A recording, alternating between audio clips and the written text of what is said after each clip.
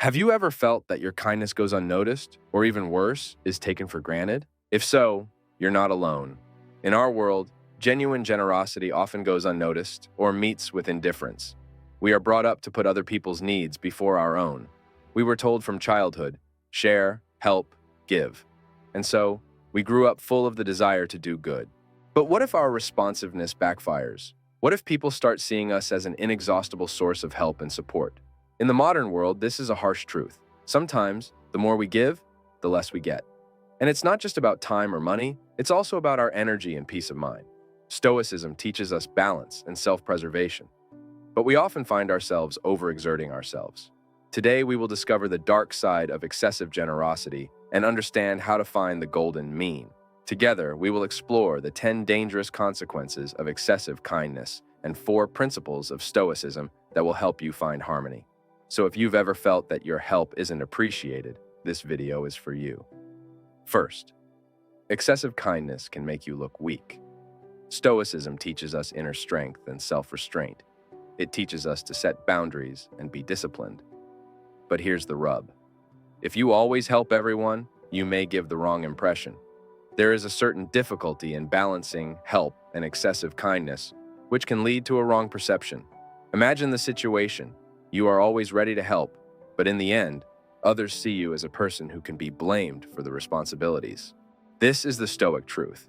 Happiness should not depend on the actions of other people. When you give, it's best not to expect too much in return. Why? This will not let you be disappointed and will help you maintain emotional stability. But let's be realistic. It's difficult. You show generosity, hoping in your heart that people will return the favor. You want them to see and appreciate what you do. But what if they don't? This is where we get burned by our expectations. Think about it. You always take responsibility, do favors, and help. Naturally, you expect others to do their part, right? But when they don't, it hurts. You end up feeling exhausted, annoyed, and frustrated. Everyone is different. Stoicism reminds us of a hard truth. We can't control the actions of others, only our own. It's hard to give without expecting something in return. But here's the thing. When you give without commitment, you get some freedom. You do it because you want to, not because you expect a pat on the back. So the next time you lend a helping hand, try to let go of those expectations. Don't expect a thank you or a return favor. The true value lies in the act of helping, not in what you get in return. This way of thinking will allow you to stay calm and collected no matter what happens along the way. The third, too much return attracts the wrong people. Here's a Stoic point of view. The vibes you radiate attract people of a similar type. When you are positive and balanced, you attract generous and real people. But if you constantly give without stopping, to the point of exhaustion, you know what? You start attracting people in need. These are not the ones who give, raise the mood. They are more eager to take what they can get. Imagine that you are a person who never says no. You are always there, always ready to help. Sounds great, right? But soon you notice that people around you don't want to give. They just take. Worse, you may even attract those who will take advantage of your bounty. Opportunists. Solution of racks. It's all about balance and knowing your boundaries. You need to be able to notice when you overdo it with the return. Setting boundaries is key. When you do this, you conserve your energy and attract the right type of people. Those who appreciate what you offer and are willing to give. Think of it as a two-way street. You want to be around people who respect you and what you bring with you. And to do that, you need to respect your own boundaries.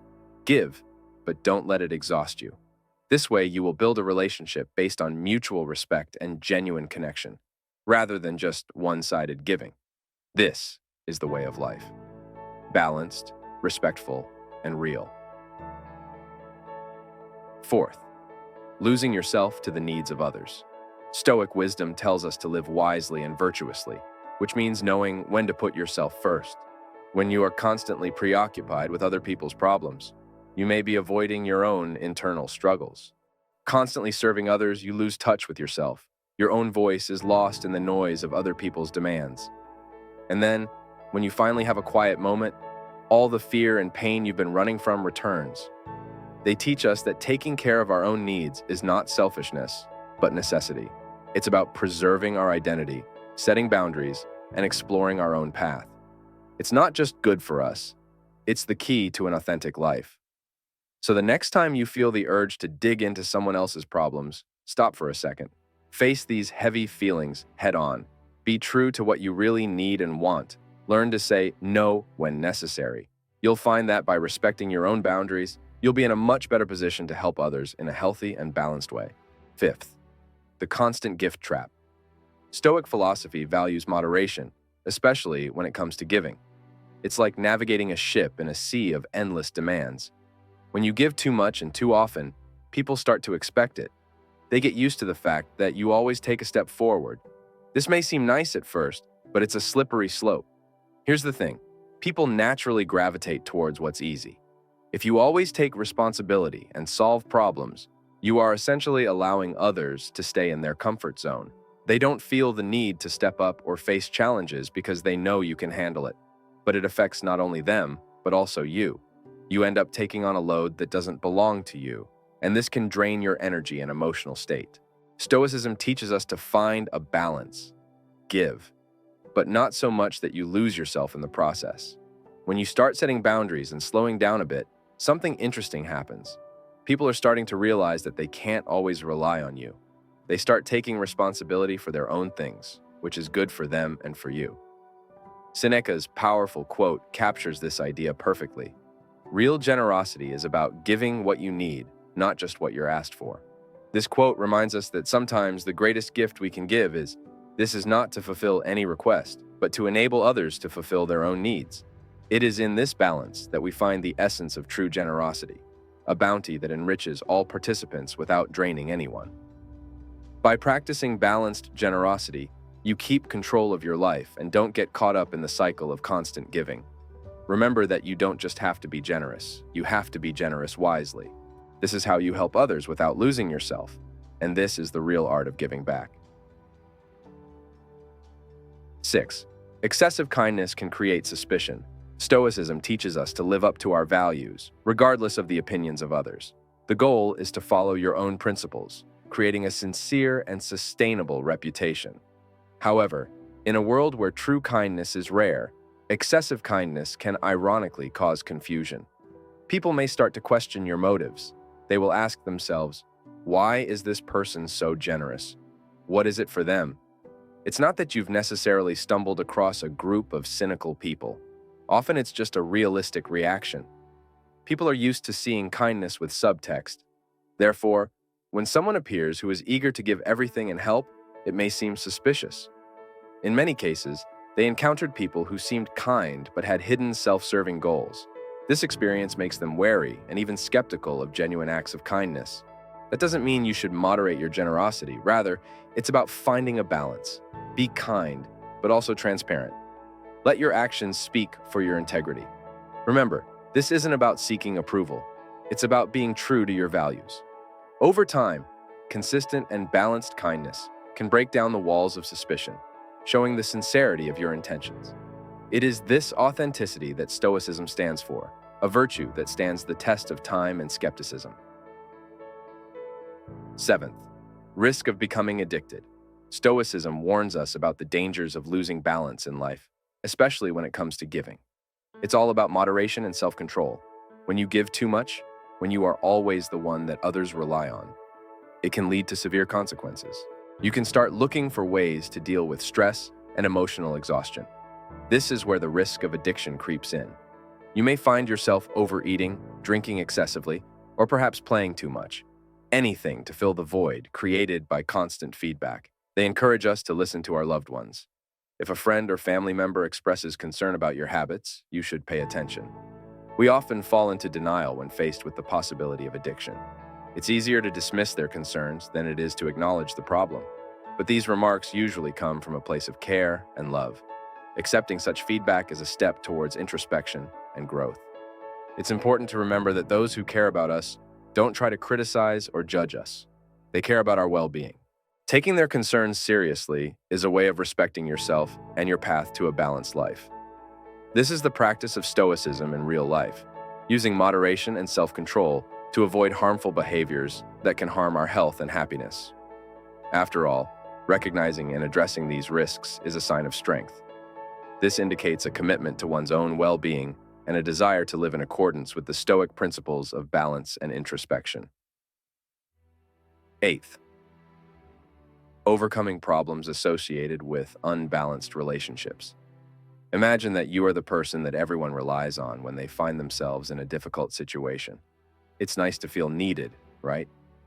But then you start noticing that you're not on the guest list for weekend dinners or casual hangouts. You help them through difficult times, but when it comes to sharing laughs and good memories, you stay out of it. Like you're good enough to lend a helping hand, but not share a smile. This realization can hurt. You are not just an assistant, you are a person who also strives for fun and communication. This is a common scenario. People often categorize others based on what they bring to the table. If you always help, it becomes your shortcut. And what is the result? You are missing out on the opportunity to become a friend equal to yourself. This situation is not just unfair, it is a wake-up call. You start to wonder if I'm valued for who I am or just for what I can do for others. Now let's take a Stoic approach. Stoicism is not a lack of emotion, but an understanding of human nature and wise behavior. This situation is a chance to reconsider your relationship. This is a test of your ability to distinguish between who values you as a person and who sees you as a means to an end. This is difficult, but important. You learn to identify genuine friendships and distance yourself from one-sided relationships. Stoicism also encourages us to think about our role in this dynamic. Do we maintain this pattern of behavior by always saying yes? Do we neglect to express our own needs and desires in friendships? It's about finding a balance between helping others and being true to yourself. By setting boundaries and expressing our own needs, we invite more authentic connections into our lives. We begin to attract people who value us for our whole nature, not just for our willingness to help. In the end, overcoming these buts is self-respect and mutual respect. It's about spending your time and energy on people who value us wholeheartedly. This approach is not only consistent with ethical principles, but also leads to more fulfilling and balanced relationships. The ninth, lack of reasonable boundaries with loved ones. Stoic wisdom teaches us to set reasonable boundaries in all areas of life, including in relationships with loved ones. Paradoxically, it is often family and friends who find it most difficult to say a firm no. We are afraid of offending a dear person or appearing callous. Besides, this relationship is based on trust and care, isn't it? But here's what Stoicism says, true concern. This is not unlimited dedication, but the ability to value your own strength and resources. Sometimes our loved ones may unconsciously take our willingness to help for granted. They get used to the fact that we are always there, and then one day you realize that your own needs are relegated to the background. As Seneca said, helping friends must have its limits, otherwise we will need friends ourselves. The key point is not to go to extremes. This is not a complete refusal to help. It's about learning to set your boundaries lovingly, but firmly. For example, if a friend asks you to borrow a large amount of money, you can promise a smaller amount, but it is feasible for you. Or if a relative wants you to help with repairs for the whole week, explain that you can take the weekend off.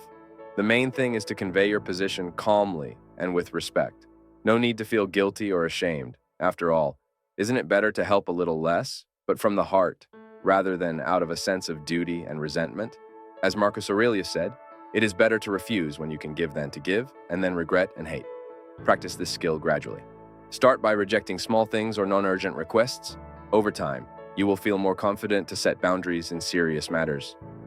The main thing is to go from the heart and remember that taking care of yourself is also a manifestation of love, only for yourself. Your loved ones may be offended or misunderstand you at first, but if that relationship is really strong, they will accept your right to say no. And then, instead of unhealthy addiction, you will find an equal, mature relationship where each other's needs are appreciated and respected. This is the manifestation of truly Stoic wisdom in interpersonal relationships. 10. Underestimating your personal time. One of the greatest gifts given to us by life is time. However, in the hustle and bustle of everyday life and the constant desire to help others, we often lose sight of the value of this invaluable resource. Stoic philosophy includes the doctrine of careful attitude to time and its reasonable use. In our time of constant running, it's easy to fall into the trap of endless commitments. We respond to every request, agree to unnecessary meetings, and as a result, we find that real life passes us by. As Seneca used to say, the biggest waste in life is a waste of time. Before you agree to the next request or obligation, ask yourself a question.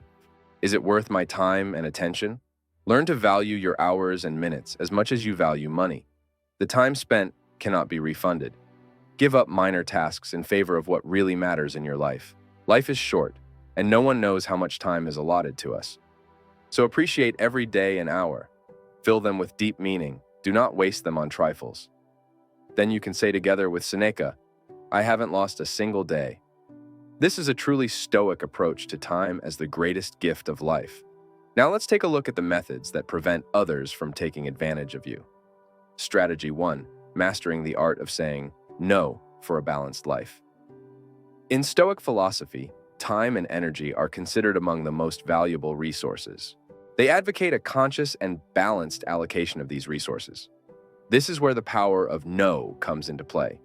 Saying no is not just a refusal. It is a declaration of self-respect and recognition of one's limits. This is an understanding that not every request or demand deserves your yes. Many of us are used to seeing no as a negative answer, a sign of being uncooperative or even rude. However, the real negative is that we put too much pressure on ourselves and agree to things that leave us feeling depressed or resentful. Saying no isn't pessimism, it's practical wisdom.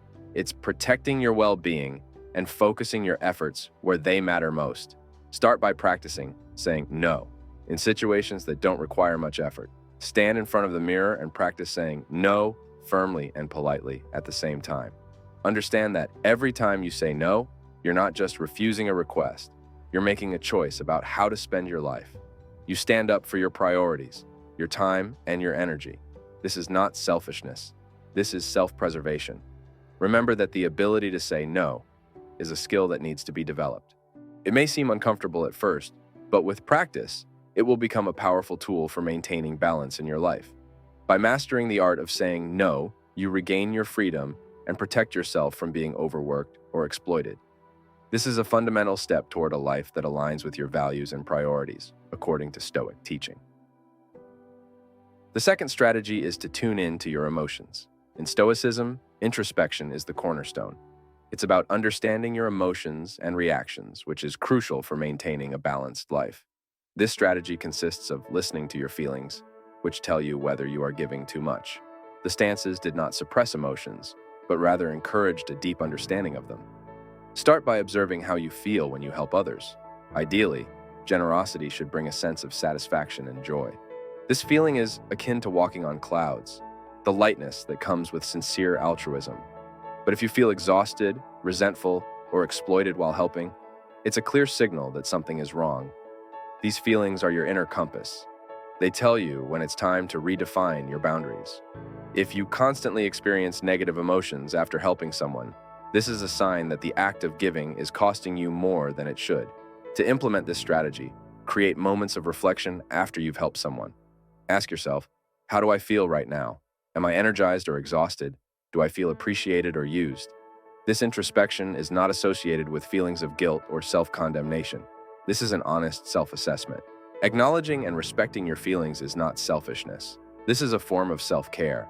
By listening to your emotions, you can make adjustments to your giving habits. This may mean setting limits, more frequent rejections, or more careful choice of who and how you help. A Stoic approach to introspection will help you find a balance between helping others and taking care of yourself. Strategy number 3, beware of energy vampires. In Stoicism, discernment and self-discipline are key virtues, especially when it comes to relationships. This strategy involves identifying and distancing yourself from those who drain your energy, the so-called energy vampires. These are the people who make you feel drained, overwhelmed, and emotionally drained all the time. Energy vampires are often characterized by endless complaints, pessimism, and a tendency to exaggerate problems. They seem to thrive on drama and negativity, rarely seeking solutions or positive outcomes. Their presence can significantly drain your mental and emotional reserves. The Stoic approach to such relationships is not one of severity, but of wise insight. It involves recognizing that some people, no matter how hard you try to help them, may not change or benefit from your support. They are not necessarily bad people, but their impact on your well-being can be extremely negative. With such people, it is important to set firm boundaries. If you constantly feel worse after communicating with someone, this is a sign that you need to reconsider the relationship. This does not mean that you need to abruptly stop communicating with a person or become indifferent to their problems. On the contrary, you need to limit the impact of their negativity and protect your own emotional health. In practice, this can mean setting limits on the time you spend with them, the type of support you offer, or even giving up the relationship if necessary. Remember that Stoicism teaches us that we can't control other people, only our reactions to them. When you choose where and with whom to invest your energy, you show Stoic wisdom and take care of yourself. Strategy number 4, respect for your space and time. In Stoicism, the principles of self-discipline and self-respect are paramount. This strategy is based on the fact that it is important to allocate time and space for yourself. It's about setting aside time for activities that bring you joy and relaxation. Whether it's doing yoga, drawing, or just having a cup of tea with music, these moments are vital to your well-being. Think of this self-care time as a meeting with yourself, which is just as important as any other commitment in your schedule. Make it a priority to effectively fulfill your commitments so that you can devote time to these rejuvenating activities. It is very important to take this practice seriously, planning it regularly, whether daily or weekly. And now the most important thing. If someone asks you for help at the designated time of self-care, remember that, according to Stoic teaching, your time and space are not just valuable. These are non-negotiable aspects of your life that deserve respect. By respecting these personal boundaries, you not only take care of yourself, but also show others how to treat you with the same respect. This approach will help you maintain a healthy balance between helping others and taking care of your own needs. In conclusion, Stoic wisdom teaches us that balance is key in all aspects of life, and generosity is no exception. If we give too little, we may seem selfish and stingy, and if we give too much, we exhaust our energy, time, and even financial resources. The ideal approach lies in the gray areas, those nuances where we find the right balance between helping others and taking care of ourselves. Always remember, when you are not sure whether to give or not, the word no can become your main ally. If you find our video useful, please like it, subscribe to our channel, and leave a comment. Let your path be stoic and full of wisdom. See you.